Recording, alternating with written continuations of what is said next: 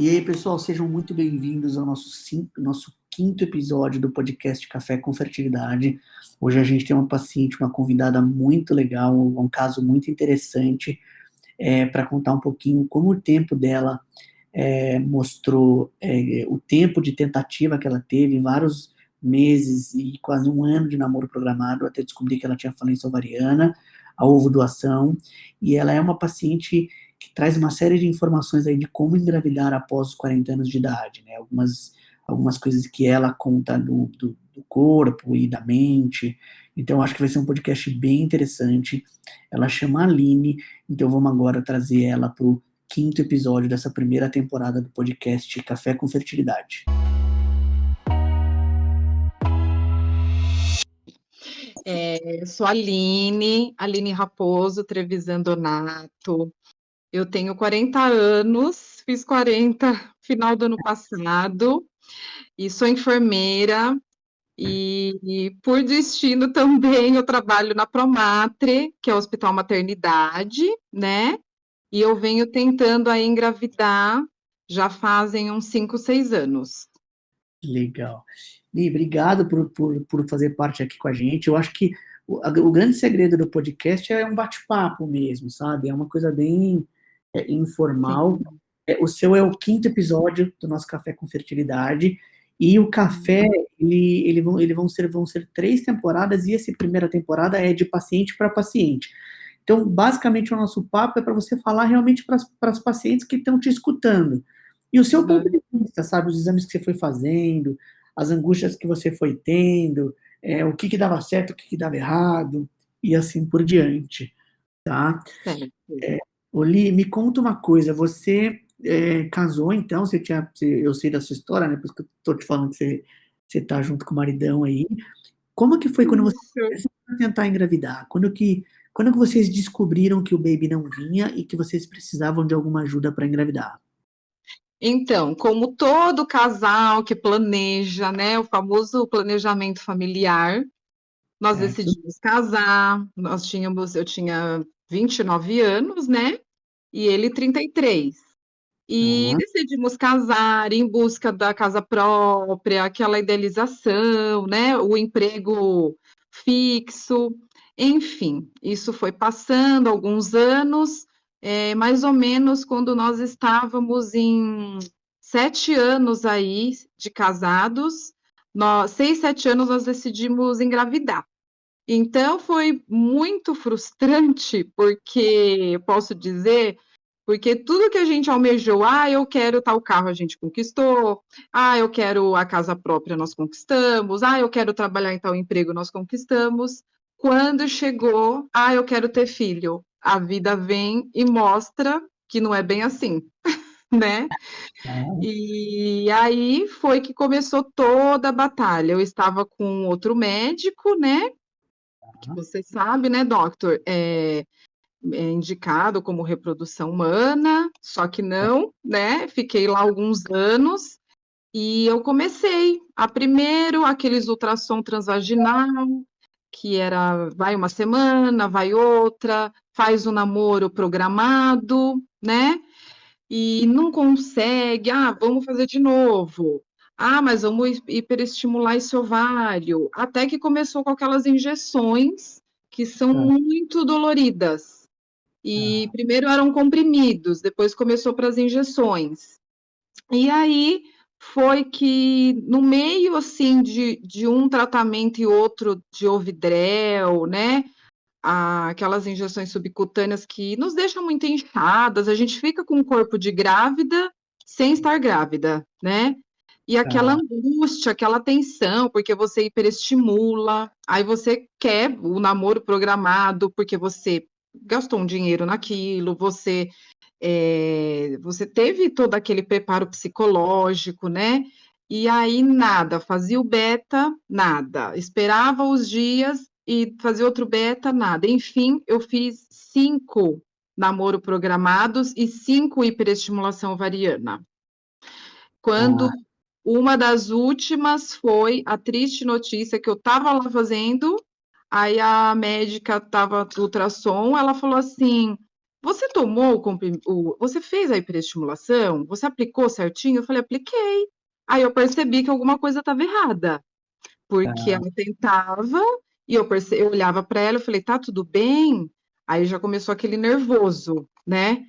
E ela falou assim, não, tá, vai tomar água. Ali eu já percebi que alguma coisa estava errada. Eu estava na 5ª hiperestimulação ovariana. Aí eu falei, tá. não, não tá igual às outras, né? Tomar água.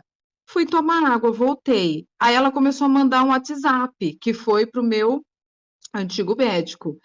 Aí ela falou assim: olha, nós não estamos achando o seu ovário. Aí eu falei assim: não. Ela falou: não, você fertilizou certinho, tudo, fez as medicações? Eu falei: fiz. Aí ela falou: mas eu não tô vendo óvulo nenhum aqui. Aí ela falou: olha, veste, pode ir embora, eu vou conversar, né, com o seu médico, mas depois ele vai marcar com você. Foi aí que começou aquela angústia, porque como que do nada eu estava ali com hiperestimulando e sumiram todos os óvulos, né? E Tá. aí foi que aconteceu numa consulta, ele falou que eu entrei em falência. Ele falou: você já estava com uma reserva baixa, mas a gente tentou hiperestimular para ver o que conseguia para uma captação, só que eles eram muito pequenos. E aí ele não conseguiu captar nenhum. Foi aí que eu tive o diagnóstico de FOP, de falência ovariana precoce, porque isso eu descobri com 36 anos e hoje eu tenho 40. Tá, Oli, então, na primeira vez que você procurou ajuda, você já estava tentando em casa, né? Você estava lá fazendo tudo. Você Tava. chegou a fazer tabelinha alguma vez? Não, nunca chegou a fazer Eu tabelinha. eu cheguei a instalar aplicativo, né? Então, aqueles aplicativos que mostram o dia que você está fértil, e você coloca lá a data da última menstruação, e começamos. Aí eu achava estranho, porque eu falei, ué, já fazem. Isso quando eu comecei, já faziam 2 anos que eu tinha parado de tomar o anticoncepcional. Ah, Então, você ficou cara, 2 anos mesmo. 2 anos. Eu falei, não, tem alguma coisa errada, porque 2 anos que eu parei, eu não consigo, e faço a tabelinha, e olha aqueles aplicativos, e aquelas receitinhas, né, de ficar Ah, com a perna para cima, de não, de não passar sabonete íntimo, tudo aquilo eu fiquei pisca pesquisando e fazendo, tudo, tudo, me revirei de ponta cabeça. você Aí foi bem triste mesmo, e foi uma aceitação, assim, muito dolorosa, você aos 36 anos ter o diagnóstico de falência ovariana e pensar que você menopausou, só que você não sabe a altura da vida que você menopausou, né. sim. Então foi bem difícil. Meu marido, ele aceitou numa boa, ele conversava muito comigo, eu é que fiquei mais, assim, milhares, Mas, nenhuma mulher gosta, né, de receber esse diagnóstico. Então foi uma difícil aceitação de eu receber isso e eu tive que amadurecer muito na minha mente. Oli, mas só te falaram, e sua menstruação chegou a ser irregular, alguma coisa antes, ou sempre foi. Começou, o corpo avisa. O que aconteceu? Na época que eu comecei a entrar em falência ovariana, a minha mãe estava com um tratamento oncológico. E aí hoje eu percebo que tudo, o corpo ele dá sinal, né? Então eu comecei com uma queda de cabelo muito intensa. E eu pensei, é estresse, porque minha mãe tá tratando, né, fazendo um tratamento oncológico, era eu para levar lá no médico, tudo. Aí eu faço plantão noturno e eu lembro que todas as noites eu tinha muitas dores de cabeça, mas era aquelas dores de você tomar um comprimido e não passar. Passa por 10, 15 minutos e volta. E dava uma enxaqueca de tanta dor. O terceiro começou aqueles fogacho, tipo, eu tava dormindo, aí do nada dava aquele calor assim de 1 segundo, 2, e esquentava o rosto e passava, até trabalhando mesmo, esquentava o rosto e passava. E a Tá. menstruação, que começou a ter falhas, então ela começou a não vir daqui um mês, aí você fica naquela surpresa, ai, será que eu tô grávida? Não veio, né? Mas só que não, eu estava mesmo entrando em falência. Aí tinha mês que vinha, depois ela começou a falhar, ela começou a não vir em 2 meses, 3, e aí eu começou a me preocupar, porque eu pensei em mioma, eu pensei em tudo, menos que eu estava numa falência ovariana. Quer dizer, isso é interessante você falar, o corpo dá sinais, né, Ele assim. dá sinais. A gente tem que. Basta a gente se atentar, mas ele deu todos os sinais.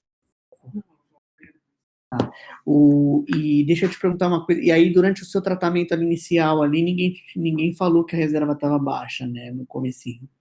Não, não, doctor. Foi um dos motivos também, né, que eu procurei você. Foi uma paciente que te indicou, que foi uma bênção, bem num beta negativo que eu estava trabalhando, de plantão, inclusive. Eu tinha recebido um beta negativo, só que eu não estava entendendo muito bem, porque o meu antigo médico, ele não deixou claro que eu estava numa falência. Ele só falou que ele precisava agilizar esse processo de FIV. Só que ele queria fazer não é aquele o coito programado, mas para não para fertilização, para aquele que você coloca a sondinha. Para inseminação. Para inseminação, isso.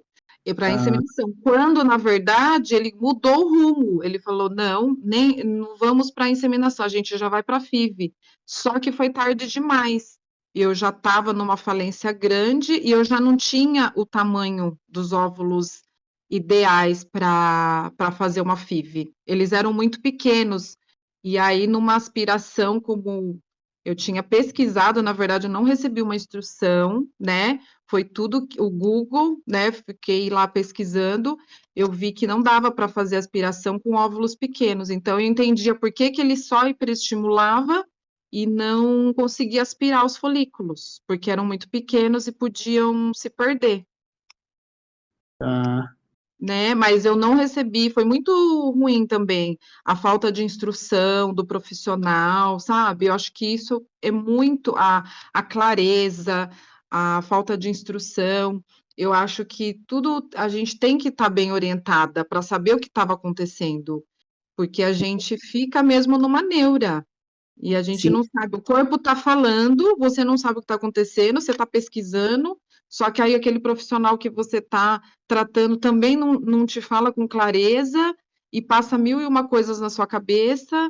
Então, nossa, foi bem complicado mesmo esse período da falência ovariana precoce. foi bem difícil esse diagnóstico. E você chegou então a chegar a tentar aspirar óvulo também. Sim, chegou a tentar a uma hiperestimulação para Tá. tentar ver se eu tinha óvulos para serem aspirados devido à medida lá, né, quando faz ultrassom transvaginal, tem as medidas, só que eu não tinha óvulos com umas medidas favoráveis a aspirar. Então eu Tá. só hiperestimulava, mas eu não conseguia aspirar, mas isso tudo foi acontecendo, mas eu não fui tendo essa informação. Aí foi que, numa das vezes que eu tive o beta negativo, né, e eu encontrei com uma paciente, tudo, eu estava bem chorosa, aí ela falou de você para mim.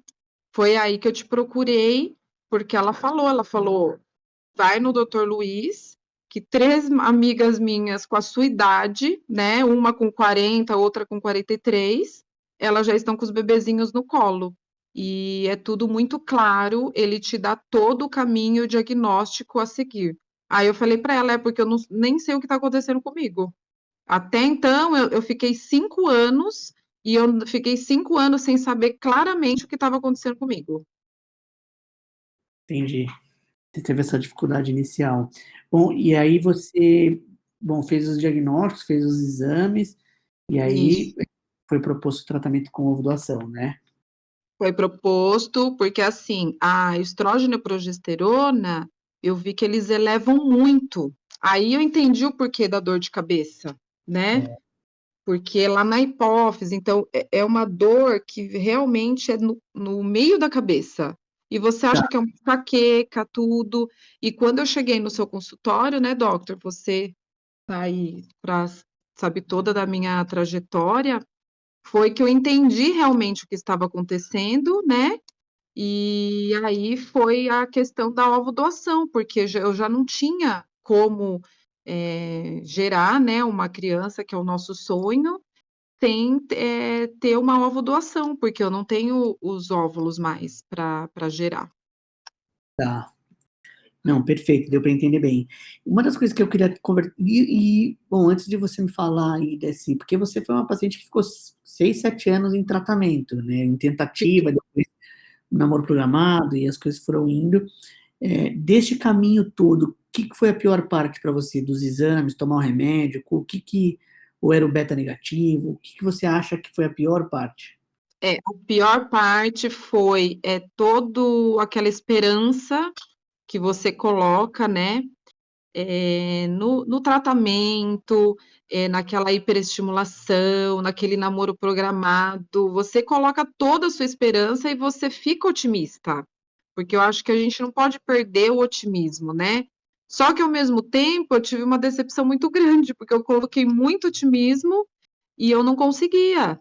E quando vinha o beta negativo, nossa, eu nunca tive aborto porque eu não chegava a engravidar, né? Eu não chego a ficar grávida por questão da falta de óvulos, né?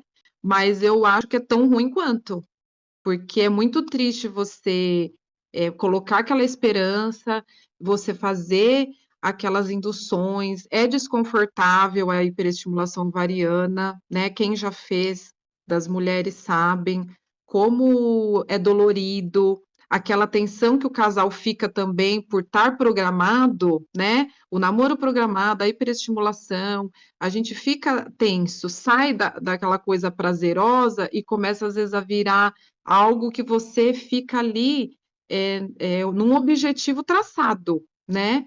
É Só que mecânico. aquele. Hã? O namoro fica mecânico. Fica mecânico, fica. Tanto que depois da terceira, assim, eu falei, não, não quero mais namoro programado. Começou a ficar mecânico, não engravidava.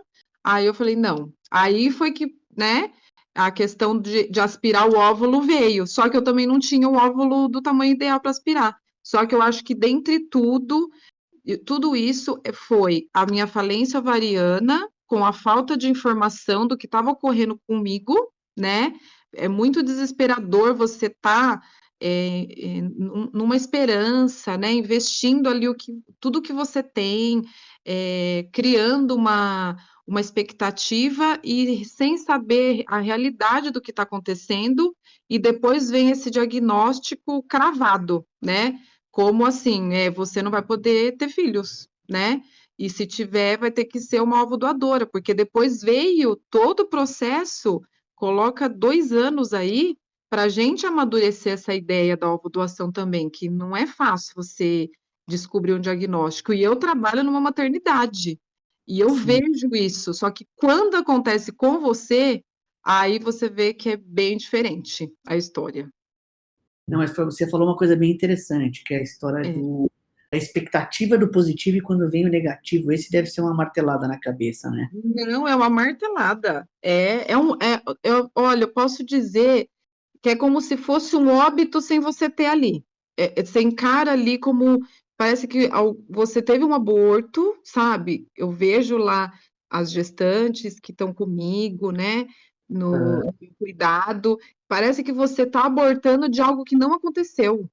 Então parece que você está vivendo uma ilusão. Aí você fica pensando, nossa, eu estou criando tudo isso na minha mente, né? Eu estou indo em busca de algo que não vai acontecer, então você acaba se conflitando nisso. se deve continuar ou não, você acha? Oi? O conflito na cabeça, que me explica um pouco maior o que é esse conflito. É o conflito de. O conflito. Então, o conflito é pensar em desistir mesmo, né? Porque você fica assim, nossa, eu já tentei 5, acho que não é para mim ser mãe, né? Aí você começa a questionar a religião, entra tudo, né? Entra a religião, entra a fé, entra no que você acredita. Então, acho que envolve ciência com crença também.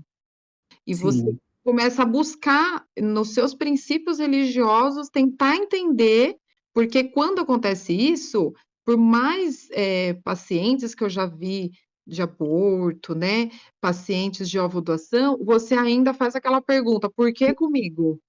Será que exatamente. Por que comigo, né?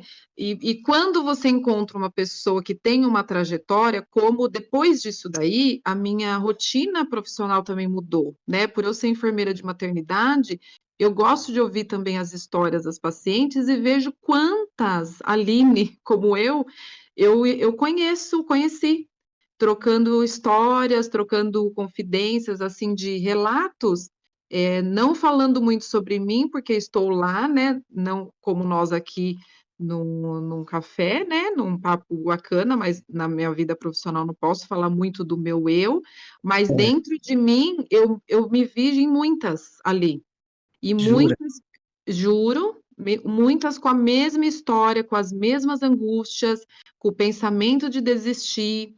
Então, assim, isso me deu mais força para não desistir da alvodoação e tentar ir em frente, porque quando eu vejo aqueles bebezinhos lá entrando, né, e eu olho para a mãe e vejo aquela felicidade de saber o que ela passou, que é muito, é a minha história, eu encontro a minha história em muitas ali, né, e eu não posso ficar contando confidências, mas eu vejo muitas, e isso cada vez mais que eu vejo, eu penso quantas pessoas passaram, estão passando e vão passar pelo que eu estou passando hoje e estão lutando, né? Não perdem a esperança, a perseverança da tentativa mesmo. Só que a gente chega numa hora que a gente cansa.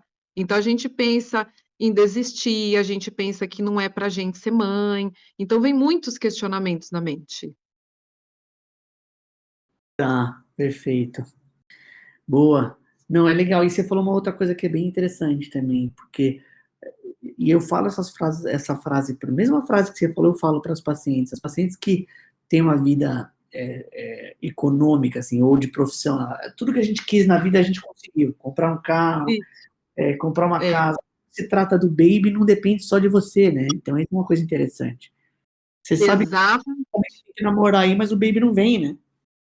Isso, aí você acha assim, ué, fugiu do meu controle, porque tudo até hoje em dia foi tudo calculado, tudo no tempo que eu quis. Só que na hora da gestação, você se frustra também, porque você pensa, ué, mas eu queria que fosse esse mês, eu queria que fosse esse ano, eu já estava pensando no sexo, e eu queria que fosse casalzinho. Então você começa a pensar algo e a vida vem e fala, opa, não é bem por aí, Legal. É, né? eu vejo. Então, e aí é que eu acho que eu penso que eu até converso com meu marido, né? E ele fala assim, mas tá aí o porquê do ser mulher, né? Acho que a gente, até por coincidência no dia de hoje, né? Do Dia Internacional da Mulher, eu acho que a mulher é muito guerreira. Então a gente não pode perder essa fibra que a gente tem de tentar, de ir mesmo. Eu busquei, assim, no meu íntimo que eu vou até esgotar as minhas chances, né, porque eu acho que a ciência, ela deu para o homem uma sabedoria e a gente não pode desistir. A gente tem esse alcance da ciência em nossas mãos, como muitas não tiveram, né. Então eu penso que a gente tem que tentar até a gente se esgotar mesmo, e não deixar de tentar. Legal, e você falar do Dia Internacional do Dia da Mulher, né? A gente tem postado umas coisas hoje falando do Dia da Mulher, mas coincidentemente o seu podcast está sendo gravado no Dia da Mulher. Queria que você falasse um pouquinho mais disso, quando foi proposto isso. Você falou que demorou 2 anos para vocês, entre saber da notícia e seguir em frente e decidirem fazer. O que eu queria que você tentasse falar, não sei se é tão fácil de falar também, mas quais foram os motivos que você levou em consideração em querer continuar com esse tipo de tratamento, e por que você ficou na dúvida e depois foi em frente? Queria que você falasse um pouco desse caminho, dessa caminhada aí.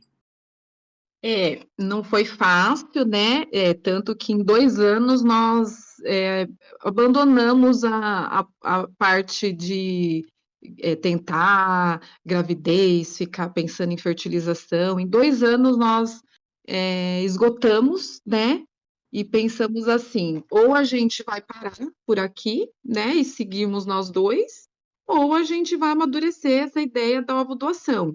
E eu comecei a ler muito, a ver histórias, que isso eu acho que é muito importante, não que você você tem um luto, na verdade, né? Eu acho que eu tive um luto, né? E eu pensei, quando esse luto passar, eu encarar de frente uma ovodoação, não ficar com aquele pesar, né? Ah, eu me comparando, porque eu não queria engravidar também, me comparando com mulheres férteis, né? E pensar, ela conseguiu e eu não. Não, eu queria um momento da minha vida que eu tivesse uma aceitação, né, da ovodoação, e que para mim não, eu pudesse falar como eu estou falando hoje, né? E antigamente eu não conseguia falar disso, eu omitia, eu e meu marido, eu não conseguia nem conversar muito com ele também não tocava no assunto, né? E aí eu fui amadurecendo, eu fui lendo muito, procurando, né, livros, literaturas, e hoje eu vejo até história real, né, de pacientes mesmo, depoimentos, quanto isso é comum. E aí o que me deu novamente aquele start de retomar a vontade de ser mãe novamente, de construir minha família, foi o que eu pensei assim: "Eu não posso cravar algo, findar algo que eu posso ter uma continuidade, né, não é o meu óvulo, só que está dentro de mim".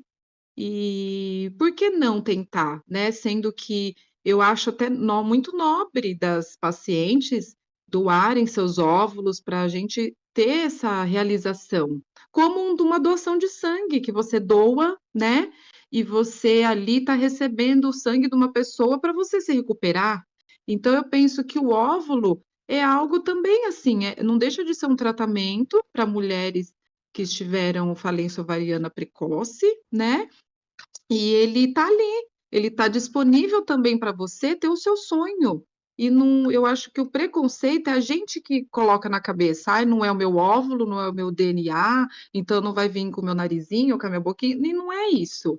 Eu acho que gerar vai muito além de aspectos físicos, né? Da gente pensar na cor do olho, do nariz, que não vai parecer com o meu, da boca, e sendo que a gente já conversou, né, doctor? Você me fez também ter essa aceitação, né, de ver que a ovodoação, ela é muito mais simples do que a gente às vezes imagina que é uma coisa de outro mundo.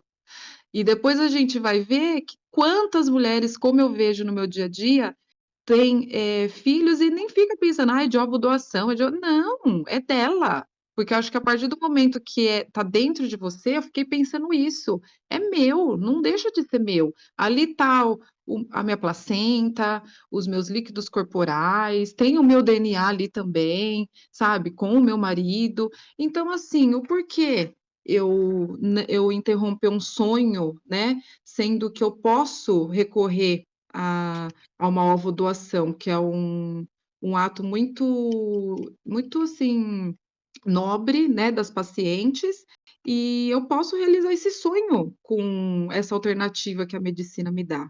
Então a minha eu fui em busca novamente, porque nosso sonho é aumentar a nossa família, ter os nossos filhos, né, e eu sei que através da ovodoação eu posso realizar esse sonho, por que não? E por que eu vou cravar algo que: "Ah, não, eu tive uma falência, então terminou por aqui". Eu acho que o amor de mãe, o engravidar vai muito além de uma falência ovariana, né.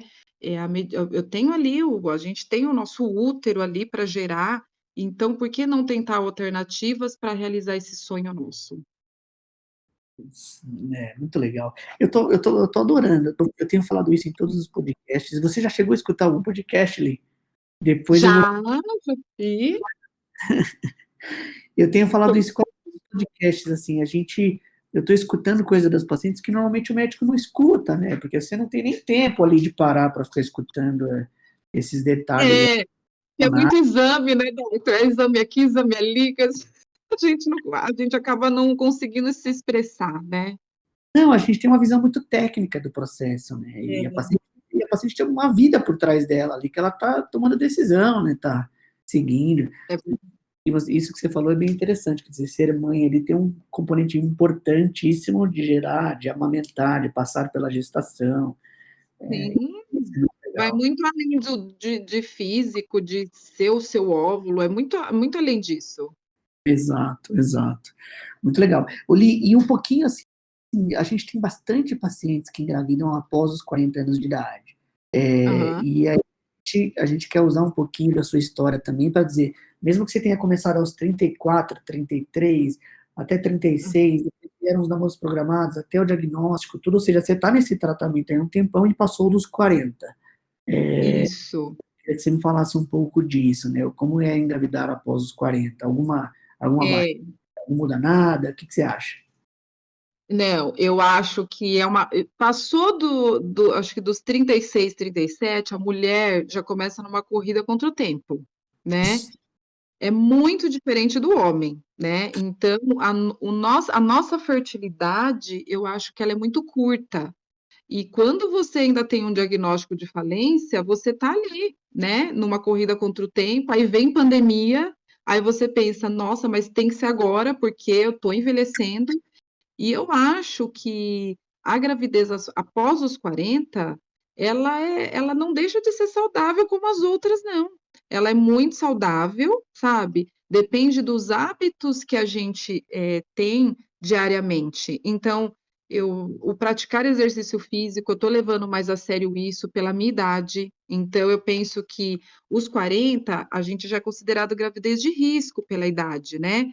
Então, acho que a gente tem que buscar cada vez mais hábitos saudáveis, para quando a gente tem essa decisão de engravidar após os 40, a gente ter uma gestação saudável, porque depende dos nossos hábitos também. Cada vez mais que a idade vai passando, os nossos hábitos vão cobrando mais do nosso corpo.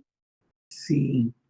Então, peso, né? Se alguém tem alguma questão, eu não tenho diabetes, eu não tenho hipertensão, mas a mulher, a gravidez após os 40, ela tem uma tendência a ter esses diagnósticos, né, na gestação. Cada vez mais ela aproxima mais desse diagnóstico de alto risco, né? Então, eu creio que quanto mais a gente buscar hábitos saudáveis, mais confortável a gente vai ter uma gestação após os 40. Sim, interessante. Não, Isso. não, E então, eu vou ser sincera, Doc, eu acho que me conforta, até eu não sei se eu trabalhei tanto isso, me conforta a ser uma gestante após os 40 com ovo-doação. Por quê? Porque eu penso que o meu óvulo, o que comanda muitas vezes também a gestação é a idade do óvulo, né? sim, Então eu penso que o óvulo, eu tenho uma certa comodidade, mesmo correndo atrás dos meus hábitos saudáveis, de saber que o meu óvulo ele é mais novo que eu. Então, o meu útero está lá, ele é um berço, né? Então, eu estou esperando esse óvulo. Eu sei que o óvulo mais jovem, ele tende a te dar também uma gravidez saudável, principalmente nós que estamos após os 40, que já somos de risco. não, perfeito. Não, eu acho que um pouco da resposta que você deu, e o que eu acho interessante, eu te conheço pessoalmente, e sei o quão jovem você é de vida, né, de felicidade, de Sim, pensar na vida. Então, a idade aí é uma barreira física, mas não é uma barreira psicológica, né? não, não. Muitas coisas com certeza é da sua mente, né? Eu tô com uns 40, mas eu não me troco por muitas aí de 30, 30 e poucos anos. Então, eu tô com 40 com muito orgulho. Eu acho que você engravidar após os 40 é muita garra que você tem, é o seu ideal ali, realmente você levando à frente, né? Porque você pensando na idade, você pensa, ah, não, já cheguei aos 40, ai, para quê? Ai, deixa, eu já tô assim, vou acostumar com a minha vida assim, sem filho. E não, a gente quer aquela mudança de vida. Isso eu acho que nos deixa até com o espírito mais jovial, né? Você querer buscar aquilo que muitas outras das suas amigas já têm, né? Tipo, eu tenho amigas que começaram ali comigo que hoje elas já são vó. E eu ainda estou aqui tentando ser mãe. Não, eu acho exatamente isso. E outra coisa que eu ia te falar, o filho, ele pode trazer uma energia nova, né? Tem isso, tem Sim. uma criancinha pequena, você tem ali sua vida, vai dar uma bagunçada na vida, que é o dia a dia ali, né?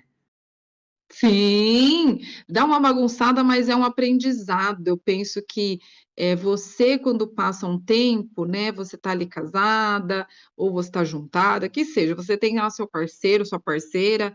Eu acho que a vida pede, né? O casal, a união pede. Você como uma fase assim mesmo. Eu fico lembrando quando eu era mais jovem, tipo, de conhecer, de crush, de namoro. Aí vem noivado, vem casamento, e algo natural que você vai ter nesse desejo. E aí, quando você olha a sua idade, você não liga para isso, porque você pensa, não, eu estou numa evolução, né, da minha vida íntima, né, de casada, eu estou numa evolução própria, você com o seu parceiro. Então, por que deixar a idade barrar isso? Sendo que você pode ter acometido algumas coisas que foram mais tarde, mas você está ali no processo como outras mais novas também. Sim, é isso. É isso. Bom, muito É. legal. O nosso storytelling aqui do seu caso, acho que era um pouco para você contar como você descobriu, né? Quais foram as etapas principais. Quer dizer, a gente não consegue continuar falando do seu tratamento, que você está no meio do tratamento ainda, né? Você ainda Isso, tô. anda com o tratamento. Estou no meio do tratamento, eu estou esperando a ovodoadora, né? E eu estou aqui na perseverança e fé que esse ano vai dar certo. Alô. Mas estou aqui aguardando, estou com os meus exames em ordem, fiz os exames, está tudo bem, e estou aguardando a ovodoadora mesmo. Acho que tudo tem o seu momento. E a minha idade, eu vou fazer 41 anos, mas isso eu já não. Você acaba realmente vendo uma evolução que você não pode se comparar, né? Ai, a fulana teve com 25, teve com 35. Não, isso é uma evolução dela, é uma história dela, a sua história é outra, né? E cada um acho que tem uma história. E a minha é essa, eu acho que é ter filho, sim, após os 40, receber uma ovodoação, e isso acho que faz parte de cada um. Não dá para a gente comparar que a gente quer uma história igual da vizinha, da amiga, aí a gente vê todo mundo engravidando, você não, mas a gente para pensar assim, isso é uma história dela, a minha história é essa. Então a gente também tem que saber acompanhar o processo da nossa história. Eu vou te fazer duas perguntas aí para a gente terminar nosso podcast. Não sei se. Mas da primeira pergunta é: o que te assustou ou o que te assusta pelo que está por vir? Né? O que mais te dá medo? Ou alguma coisa que te deu medo e não te dá mais? Mas queria que você falasse um pouco disso. O que me assustou foi o diagnóstico de falência ovariana precoce, Ah, que no dia a dia é a famosa menopausa, né? certo. Eu, com 35 anos, menopausando, nunca imaginei na minha vida, né, isso. E isso me assustou muito, você se questiona muito, você fica pensando por quê? Aí você vê uma amiga, tô menstruada, ai, tá padecer. Aí você pensa, nossa, aquilo que eu tanto falava que era ruim, hoje eu quero, né? Então, é muito frustrante. Aí você começa a lembrar daquelas sensações. Aí você fala, nossa, o corpo estava falando, estava acontecendo, eu não estava percebendo. Então, é muito frustrante você menopausar precocemente. Eu acho que isso é uma frustração muito grande para a mulher, ela ter esse diagnóstico da infertilidade feminina, porque a gente ouve muito falar, Só que quando a gente passa por isso, aí a gente sente realmente na pele o quanto é difícil. Perfeito. E entendi, acho que o que mais te assustou, barra assusta, é realmente o diagnóstico que você é uma coisa que a gente não espera, né? Não, a gente quer fazer um ultrassom, aí você quer ver alguma coisa ali e quer que o médico fala, ó, o seu óvulo tá aqui, tem tantos. Nossa, é muito frustrante. E a frustração maior mesmo foi no ultrassom, que eu hiperestimulei certinho, eu fiz as injeções na barriga, tudo, e não tinha nenhum óvulo fertilizado. Então ali eu saí ali com a perna trêmula daquele consultório. Ali foi a marca d'água, né? Foi, foi. Foi porque eu sabia que eu tinha feito certinho, os dias certinho, fiz o namoro programado, era já para ver como que estava, se tinha dado certo. Você chegar lá e o médico fazer aquela cara que não está encontrando, eu acho que é ruim para quem está ali e para a gente que está ali vendo que está alguma coisa errada, porque não está normal uma pessoa não conseguir encontrar sendo que você hiperestimulou. Li, deixa eu te perguntar uma coisa. Você, durante esse percurso aí de tratamento, você foi conversando com alguém da família? Você acha que a família te ajudou? Ou não? Você guardou para você? Não, eu guardei para mim. Eu não consegui conversar, nem, na verdade, nem com o meu marido eu conversava muito, porque eu ficava com receio, né, de Ah, conversar isso, de falência ovariana. Eu não consegui conversar com ninguém. A minha mãe foi que eu perguntei para ela quando ela menopausou, para mim saber se era algo hereditário, né? E aí foi pior ainda, porque ela falou: "Ah, eu menopausei com 50 anos". Aí eu pensei: "Meu Deus, o que que tá acontecendo comigo?". e quando que você falou isso para ela? Faz quanto tempo? Quando o quê? Quando que você contou para ela que estava fazendo tratamento? Faz quanto tempo que você contou isso para ela? Então, logo que eu comecei, eu falei para ela que eu estava fazendo tratamento. Aí qual é a pergunta de todas as pessoas quando você fala: "Mas para quê? Para que fazer fertilização? Não, tenta natural, vai vir. É que você está encanada, você está muito preocupada, você tem que desencanar". E hoje, eu não conto para todas as pessoas, né. Sim, Então, quando a pessoa fala assim: "Olha, você vai sair de férias, você vai engravidar". Porque você vai relaxar, você vai dizer e eu já sei dentro de mim que não, né. Só que antigamente isso me doía muito, né, porque eu pensava: "Não vou conseguir, porque eu não tenho óvulo".